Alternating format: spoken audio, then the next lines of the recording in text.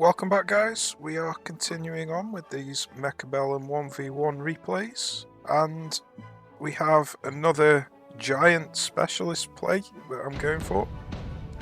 So I'm continuing on, trying to work out how best to use these giants. So it's a bit of an awkward start for me.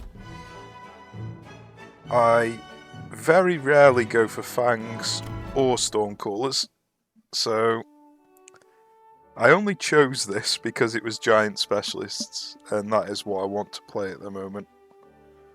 So yeah, it's going to be a bit awkward for me. I'm learning. Although I've been playing the game a lot, I haven't played these units much. So I've got a lot to learn. So the opponent's got Fang and Sledgehammer start. He's brought in a couple of marksmen, and he's got Rhino Specialist, it appears. So we should have an easier time in rounds 1 and 2 before the Rhino turns up in round 3.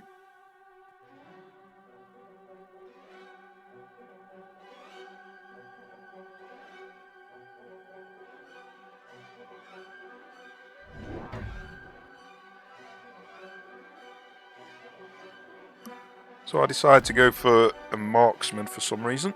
Not 100% sure why. Maybe to help deal with the sledges, but might just be to add another dimension to the composition. Something extra for the opponent to think about.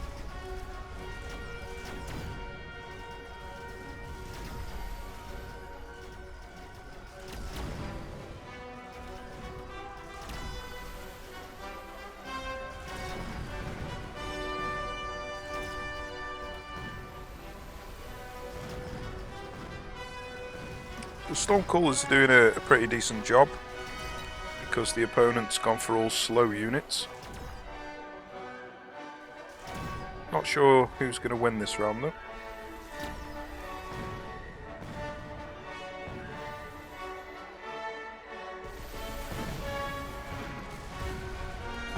So it looks like the Stormcallers win out.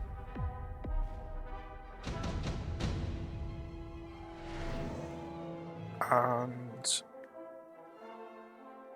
Nano Repair Kit is an insanely good item if used correctly. So we've both decided to go for the Nano. He's obviously got a level 2 Rhino coming in, so that's probably what he intends on doing with it. But for the time being, he's put it on the Sledgehammers, which means if he wants to put it on something else, he's going to have to sell them Sledgehammers. So I'm not really sure what his thinking is at the moment. I still have yet to make a decision on what I'm going to do this round.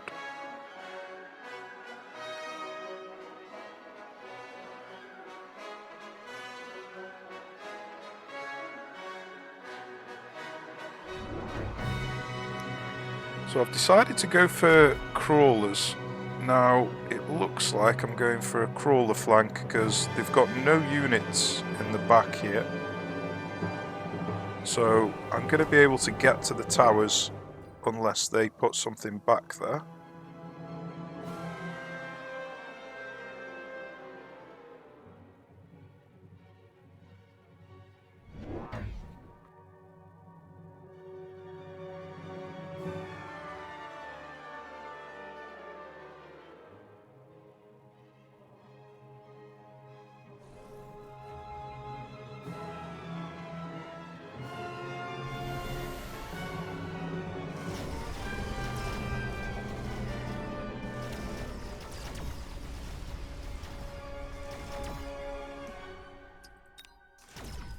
So it looks like I didn't spend...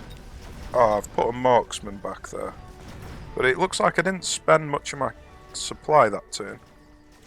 So I was obviously thinking ahead and deciding to save the supply for the following turn and have a big round 3 where I could bring in some giants.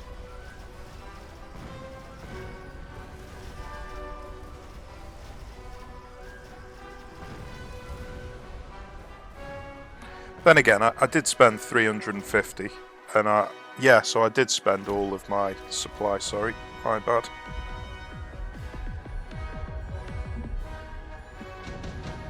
Okay, so he's got his rhino turning up now. Now, because I'm going for giants, there's a chance that I'm going to get this mass-produced overlord. It reduces the cost by 100, so it's a quarter cheaper.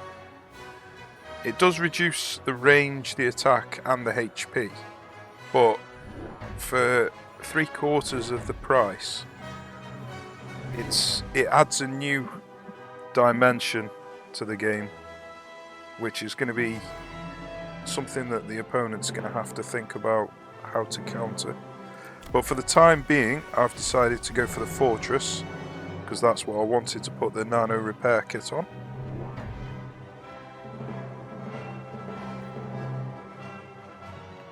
And fortress with the nano repair is a formidable unit. It's going to require a serious dedication to deal with. They're going to have to hard counter it with either steel balls or a melting point. So that's really forcing the opponent's hand by putting a nano repair kit on a fortress.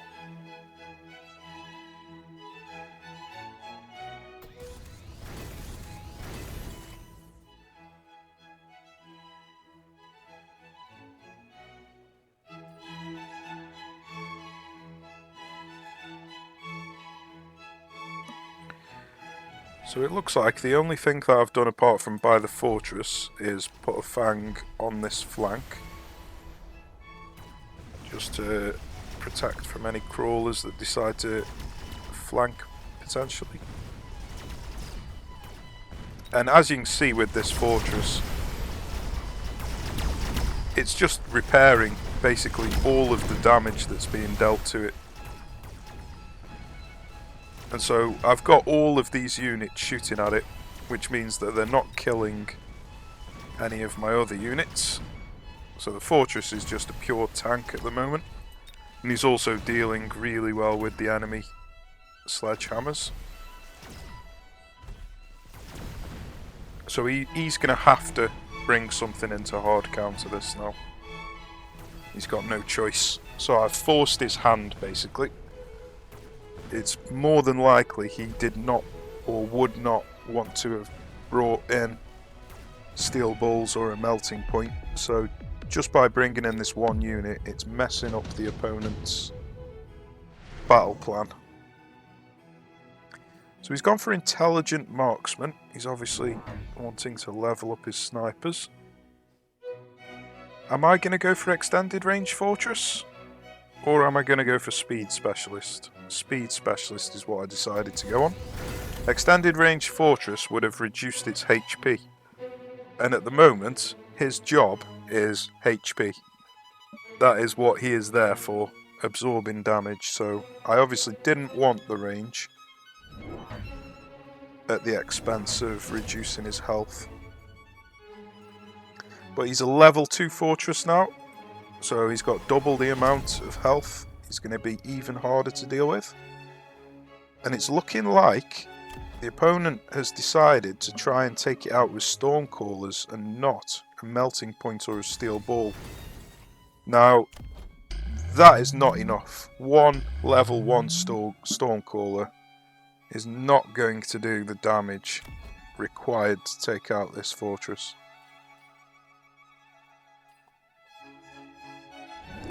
So it looks like I haven't put any more into the flank.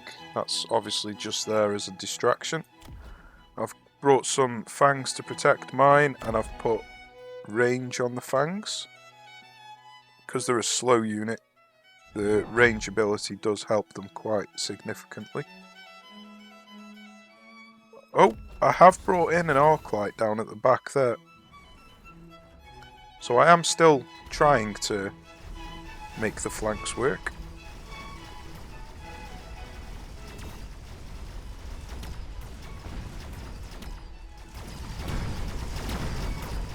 But as you can see, all of them Stormcaller missiles just got repaired instantly. It's not even close to doing enough damage to kill him. So he's going to have to rethink his strategy. That Stormcaller attempt is just simply not good enough. It's not doing anything. He's managed to take out my tower though, so he is pushing me on the left side. But unless he kills this fortress, he can't win. And he just simply has not got enough on the field to kill this fortress at the moment. So he does need steel balls or a melting point. He's got no choice. It was clear that he didn't want to go for it because he had the supply to get a melting point. And obviously he could have gone for steel balls, and he really did not want to. So I'm really making him do something he doesn't want to do at the moment.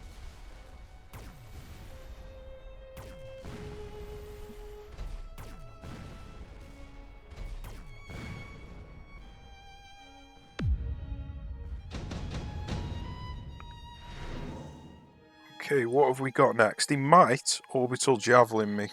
No, he's decided he doesn't need the orbital javelin. He's going for increased attack item. And what am I going to do? I've decided to go for a wasp swarm. Probably going to put it here to threaten the snipers and the towers. So he's finally gone for the melting point. He needed it. It was his only option. And he's gone for extended range on it as well, so he's got a huge range at 155. So it's going to outrange my fortress by more than 50%. So that's the perfect counter. That's what he needed. But obviously, I'm anticipating him countering this, and I'm trying to use these overlords. I've got mass-produced overlord, so I'm trying to use these mass-produced overlords as a counter to his melting point, basically, but also to threaten the tower. And I've brought one in over here, so I'm going for a triple threat.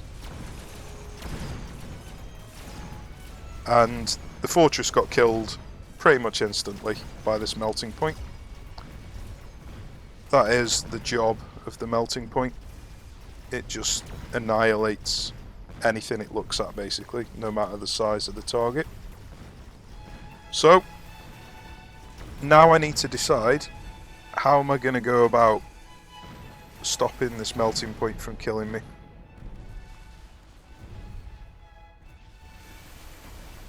So, obviously, I've attempted to use the overlords at the moment. But the overlords have only got 100 range, and the melting point has got 150 or 155. So using overlords to counter the melting point is not going to work, just because I get outranged so badly. So I need a new strategy to deal with this melting point. So he's gone for Senior Attack Specialist, I've gone for Incendiary Bomb. So I'm obviously going to try and burn out this melting point, but that's not exactly a brilliant idea. But it will deal with some of the smaller units that are around it, which will make it easier to target the melting point. And I've decided to buy the oil bomb. If you put the oil on the fire, then it sets the oil on fire. So I'm trying to get a huge firewall across here, basically, to try and burn out his entire army.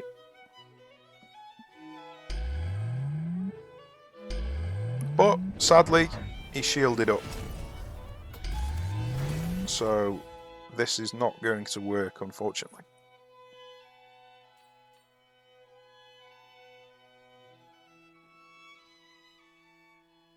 So I decided to go for a wasp screen for the fortress. The good thing with wasps is only anti-air can target them, and the other good thing is you can put shields on them So they need to get killed twice, basically. They can't get one shot by the snipers. So let's see if it works. We've still got a load of wasps here that the melting point has to shoot at. It's going to be very close. Are we going to be able to target him? We're just starting to target him now. And he is distracted by these fangs. Now, I'm not 100% sure why he shot the fangs there and not the fortress, because it looked to me as if the fortress was closer than the fangs were. So I think that was a bit lucky on my part there. I really do think that the fortress was closer. And they always target the closest unit, so yeah, I think I was rather lucky there, but we're 162 points away from actually winning. So we still need to win one more round. He's decided to go for Giant Hunter. Didn't quite see what I got. Extended range fortress, right. So I've decided to go for it now, and I've put the range on it as well. So I'm obviously really trying to get enough range so these fangs walk in front of the fortress. Because at the moment, the fortress is shorter range, or it was. So it was walking in front of the fangs, but now I've got extended range. It's going to be very difficult for the melting point to actually target the fortress. And as long as the fortress survives, then I'll win the round. That's all that matters. Everything else can die. As long as the fortress survives, I win.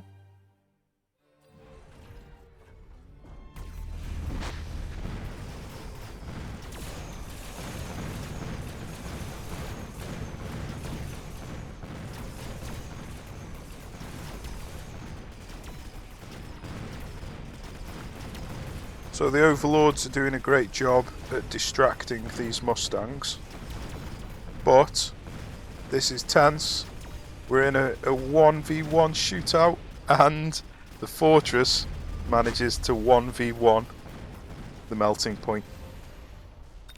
So obviously I'm a level 3 fortress, so I was doing 20,000 damage per shot, and it's only 2 seconds to shoot.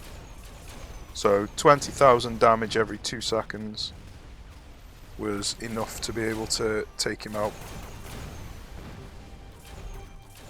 So it was a very close battle. It was basically a battle between the melting point and the fortress in the end.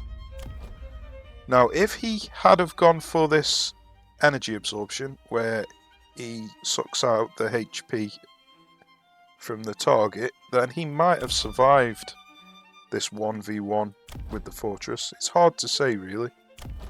Yeah, because I would have needed to shoot him 4 times to kill him. And he would have ramped up damage probably faster than I could shoot, and then suck the HP out of me. So I think that was his mistake. All he needed to do was take this ability, and he probably would have won. But the main thing was trying to get units in front of each other, so he couldn't target the fortress and I couldn't target the melting point. That was what the battle was, basically.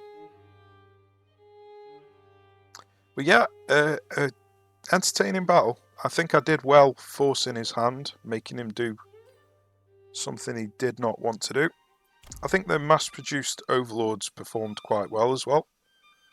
They did the job of pulling all of these units away from the front line, and it was taking them quite a long time to actually kill these overlords, so they were held back in this back corner for a significant amount of time. So I don't know whether going for these flanks is really worth it or not, or if you're better off just putting everything together. But going for a flank can help expose the towers, so it does help in the earlier rounds to pull expose the towers, basically. So it can help you take HP off the opponent in the earlier rounds. But towards the later rounds, I'm not sure if it would have been better just to sell the units on the flank and abandon the tower push.